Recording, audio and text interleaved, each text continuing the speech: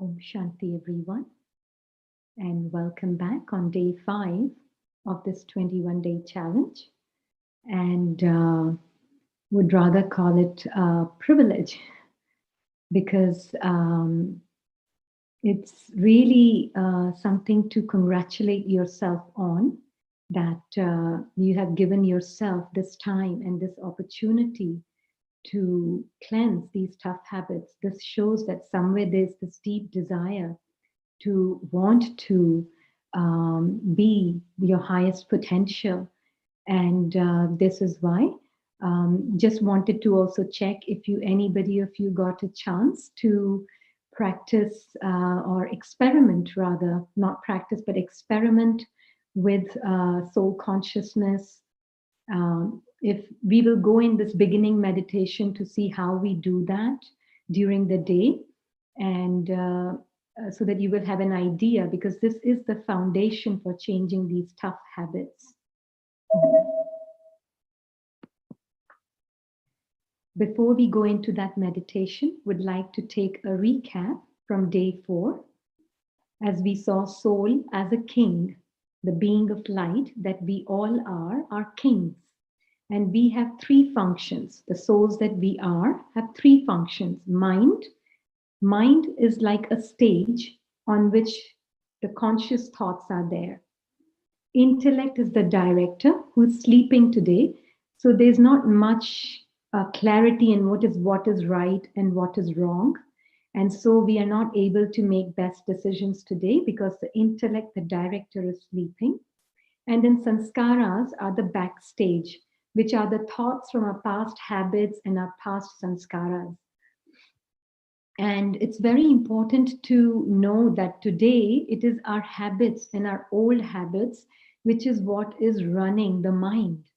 So the mind today is run by these habits, not only of today and yesterday, but of many lifetimes. One is building upon the other. So they all are interconnected. And that is what is ruling the mind. So what we are doing in this meditation is awakening the king, so that the intellect, the king's main director, is the one who will awaken and take charge of the mind again and guide the mind to go in the right direction and let the mind know what's right from wrong. Because today there's complete confusion there in our minds today. So that is why we need to feed the angel and starve the bully. Bully is the Maya, or the Ravan, also we call it Maya or Ravan, is the bully thoughts. This will set the tone for our presentation today and our meditation as well. The greatest danger for most of us is not that our aim is too high and we miss it, but that it is too low and we reach it. So it's okay to set the highest goal, and you may miss it, but it will always be higher than the one that you had reached by setting it too low. So it's very important to set the highest aim. So let's take a moment of silence.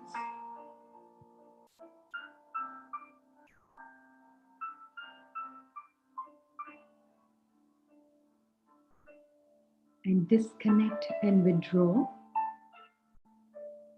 from the day's events.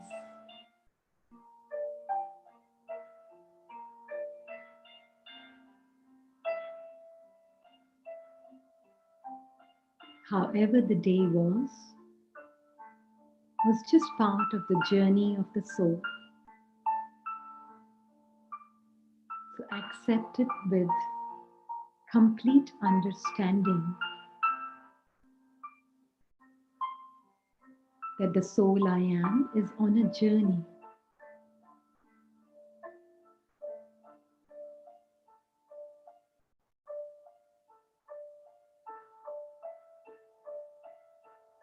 When we are driving, we don't look back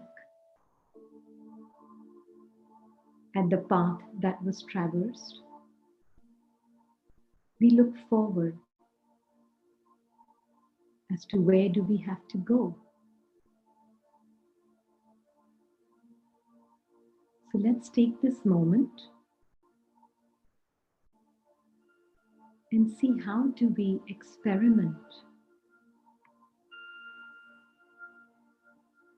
with being an awake soul.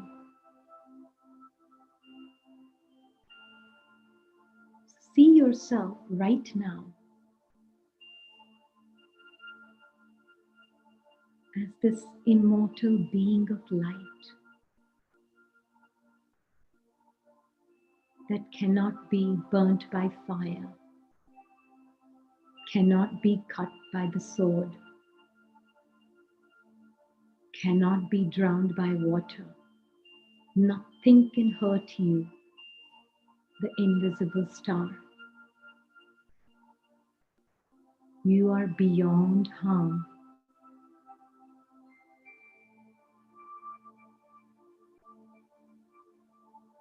Now this soul is going through its journey in this costume.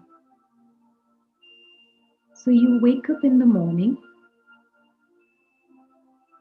So when you wake up in the morning,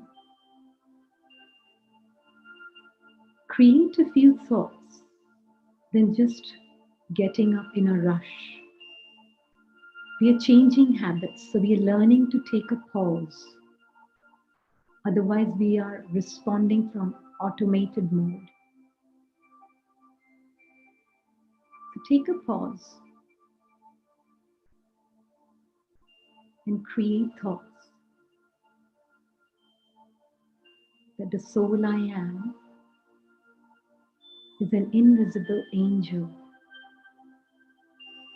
Now when you go and look in the mirror, earlier you used to see the mask. Can you see that invisible being of light now? Just a few seconds behind that mask, there is an invisible being of light. That is who I am. I am pure, blissful, peaceful.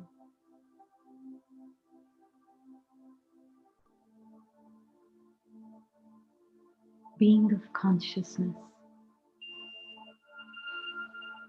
Now you go and meet some other family members or colleagues from your office on a Zoom call or maybe in the office. Take a pause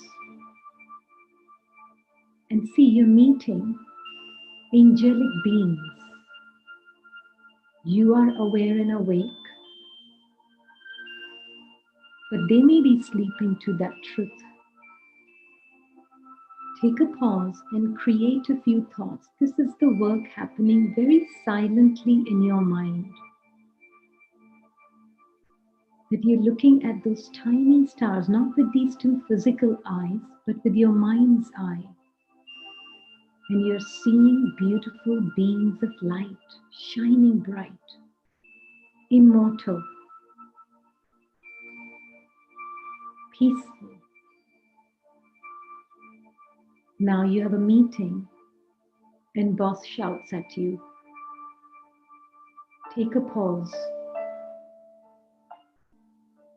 See, his posture is not right. He's in pain. Let me make sure my posture is correct and I don't get into pain.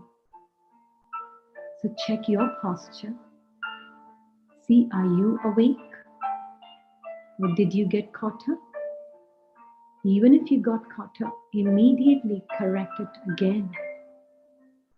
And say to yourself, see yourself, feel yourself to be a peaceful being of light. First correct your posture and then see the other in the same light behind that painful, angry mask. There is a being who is peaceful and loveful. You hold that focus and the day goes on. Whoever you come across somebody at the grocery store paying your bill, or people driving in the car, on the road. Practice seeing everyone as a being of light behind their masks, peaceful being of light, immortal beings of light. And by the end of the day, you will feel you've been charged a lot more.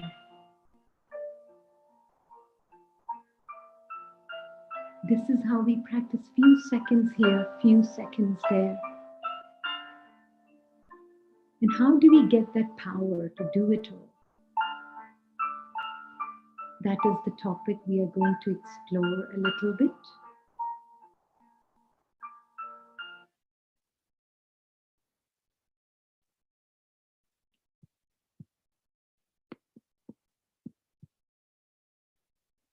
You see this equidistant triangle over here. It is an ancient Greek mathematics symbol of harmony. And in this symbol of harmony, there's A for Alpha, which is God, Supreme Soul, Ocean of Truth, whatever you want to call him. B is the beings of light that we are. And C is the cycle of life, the ceaseless flow of events and circumstances that is going on in this world drama. So how do we connect with God? Firstly, who is God? And since we have been kind of caught up in being humans, we also think of God in some human form. But when we take spiritual wisdom, we come to know that we are not humans. We are beings of light having a human experience, but we are always beings of immortal, invisible, and angelic beings. That is who we are. And the moment we wake up to our own reality, we also wake up to God's reality. And God's truth is that he is the ocean of all these qualities that we have as a soul within us. The difference is between the soul and God is that he is always eternally in clarity. He never goes to sleep. He's always out of deception. He's ocean of bliss, ocean of light, ocean of joy, ocean of knowledge, ocean of purity. He's forever in absolute perspective of who the soul is. He never confuses the soul for its part. He's always focused on the soul's eternal truth. So even if it's a robber, or it's a gangster, or it's a president, or it's Rini, it doesn't matter to him. For him, they are all different roles and parts that they are playing. But the real being, the living being, the life force is what his focus is. And that focus of God keeps that angelic being also in that awareness of the self. So when Rini came here first time to this knowledge, what was found was on day one, we were not taught that you have to become peaceful, or you have to create peace, or you will become peaceful. None of that. What we were taught was you are a peaceful being. You already are that. So wake up to that reality, and then connection is absolutely natural with the supreme light. So first we have to plug into his frequency. We have to wake up to get up to his frequency. Just like in a radio station, if you must have seen that if you are opening 98.1, then you will only get to hear the music that is being transmitted on that channel, on that frequency. And if it is 98.4, then you will not get to hear 98.1 or 98.4. It's because these two frequencies are different. So if we want to know how to live life from God's perspective, then we will see that we would need to jump up to his frequency just by practicing soul consciousness throughout the day, little by little by little. We are practicing that. Those little moments are the ones which become our strongest base to make the rest of the day completely, absolutely fruitful in being able to connect with the highest being, the being who's the King of Kings, the being who's the highest on high, the wisest of the wise. He is the ocean of wisdom, ocean of silence. And when the B connects with A and then comes to the cycle of life, then there's harmony. That is why this is triangle of harmony. But because we had forgotten ourselves and we were not connecting with ourselves, neither were we connecting with God. So we were connecting directly with other people and not as souls. And that is why there's so much disharmony today in society, because we are meeting each other as beggars. We are begging for love. We are begging for respect. We are begging for, give me some peace, maybe some few drops of peace. I just need peace of mind. That is what we have become, beggars. And what we truly are is prince and princesses. But we have forgotten that. We've heard these expressions. We are made in the image of God. And we have forgotten completely who we are. We are in the image of God. We the souls are like God. And then how do we connect with God? You must have had some interactions, or maybe many interactions, where you were with somebody, talking to somebody, even sitting there with them, but your mind is completely absorbed somewhere else. Maybe in when your boss shouted at you, you're sitting with your family at home, but your mind is with the boss who shouted at you, and that's what you're thinking about, your work, your boss, and everything. So your yoga is with boss, not with people you are sitting with physically. So it is where my mind is, that is where my connection is. That is the frequency I'm connected. So if my mind is connected with boss, then I am catching his frequency and his thoughts. Can you imagine what he must be thinking about you at that time? Is that the energy we want to connect with? If my mind is connected with uh, let's say, who would you want your mind to be connected with?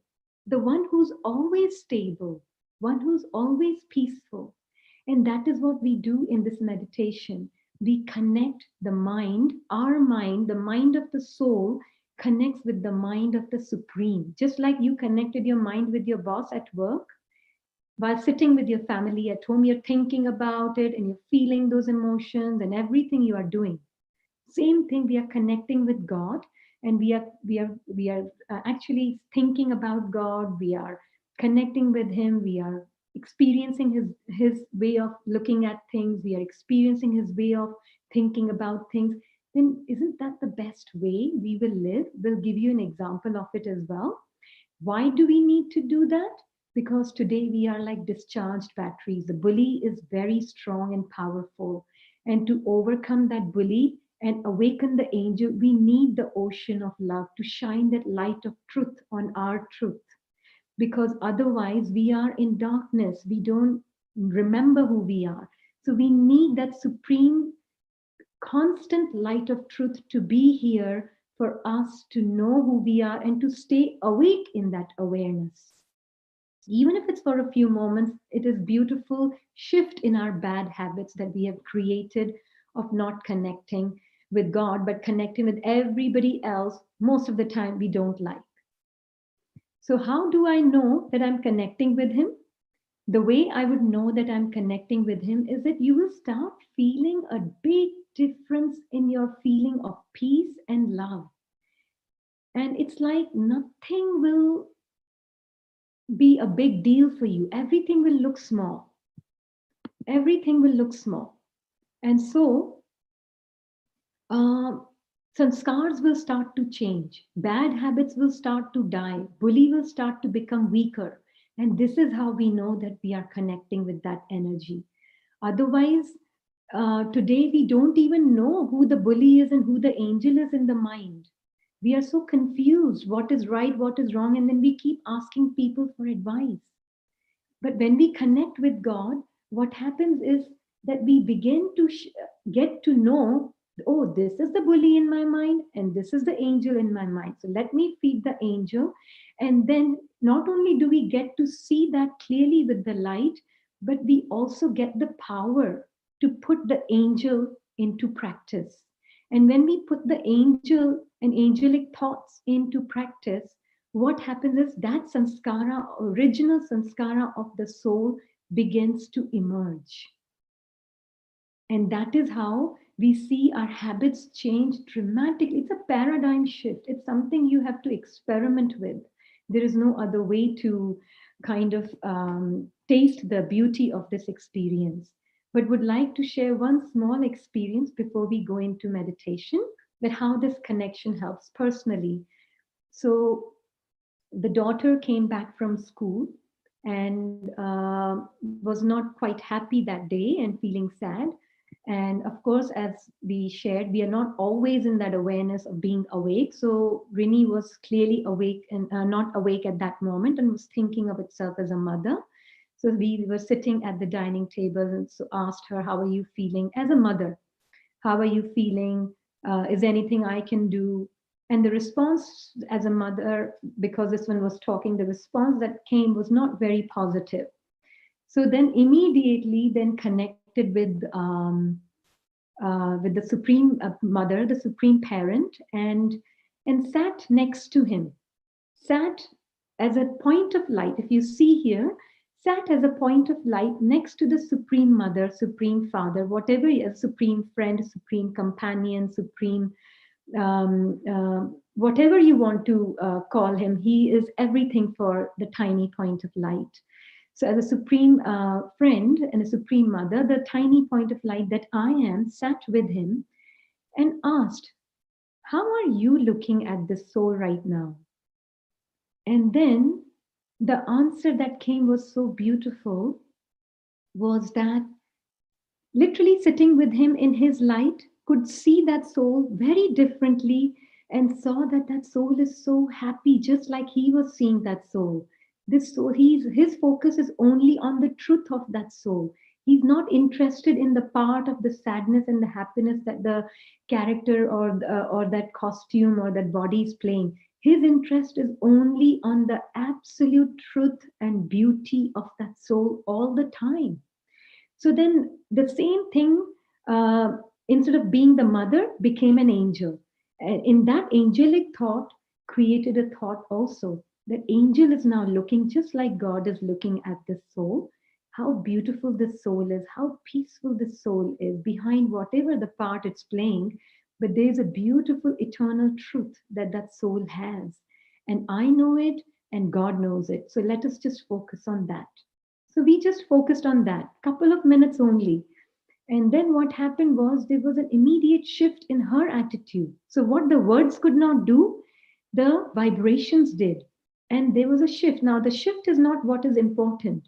What is important is that usually we tend to make others dependent on us for them to feel good. But in this, when we are doing this work, we are empowering them as an angel. When the soul came back in the same consciousness, not in the same body as an angel rather than a mother, then the angel was able to empower the soul to experience its own peace, which is within the soul. Usually we try to distract them, or we try to cook something nice for them, or we try to take them for a movie, or we try to cheer them up, or we just leave them alone, we don't care, or we just say, okay, whatever will happen, and then they will figure it out. This is their age and this is how they are. This is our attitude. But when we have this angelic perspective from God, we connect with that supreme ocean. We too do the same thing as he does.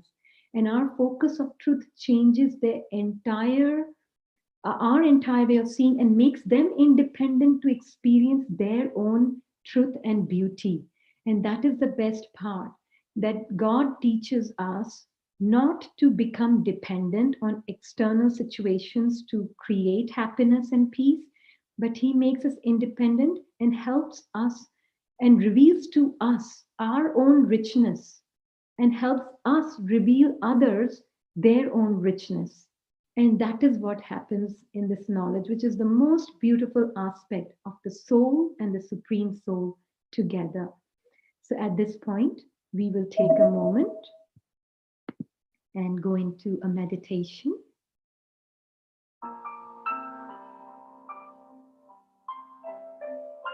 And see the true self.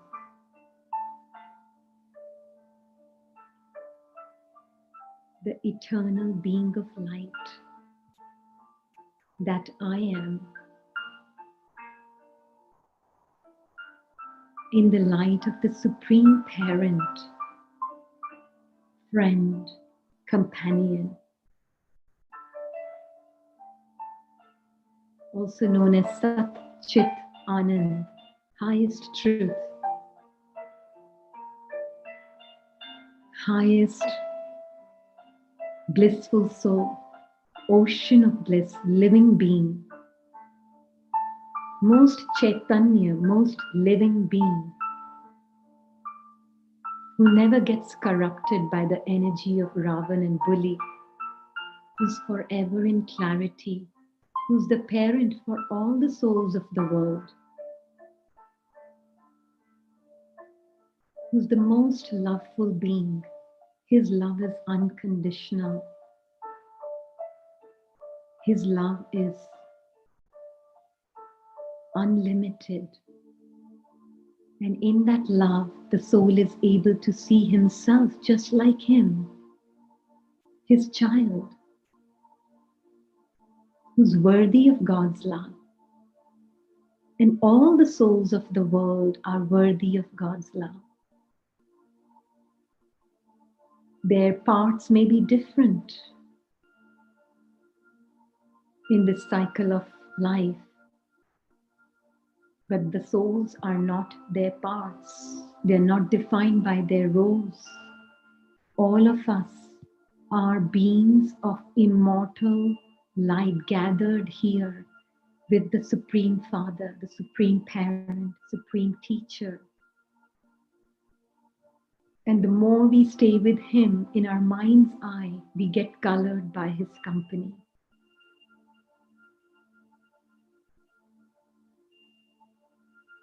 Whoever our mind is connected with, our mind gets colored by that company. We become like them. So who do we want to connect with? We want to connect with the highest on high, purest of the pure, most beautiful, who makes others beautiful. In Hindi, we call it Roop and Basant, is the name for God. Most beautiful, who makes others beautiful in an authentic way.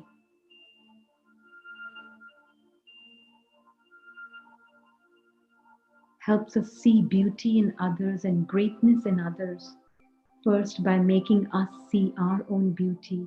And we also get to see what is not right and bully within us. But He gives us the power to detach from that bully. He gives us the power to not identify with that bully. And He says, child, you're like me. All that bully is just the rust on the needle. The more you stay with me, that rust will be removed. And then you can see the absolute perspective of perfection of every soul. You can see yourself as I see you.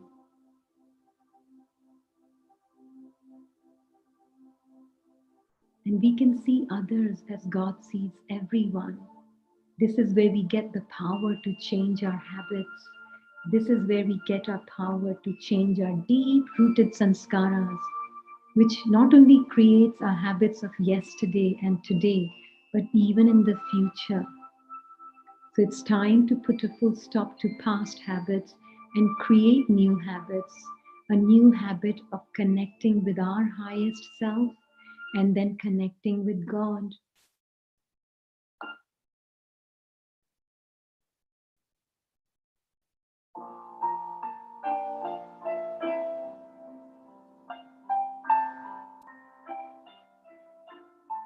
This is the ultimate powerhouse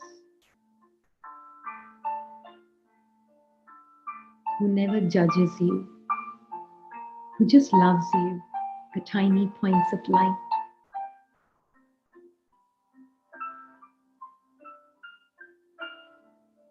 Would say, don't miss this experience for anything.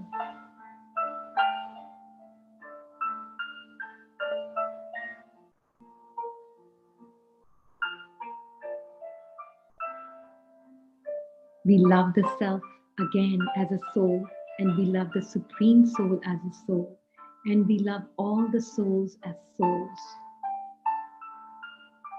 soul brothers. Om Shanti.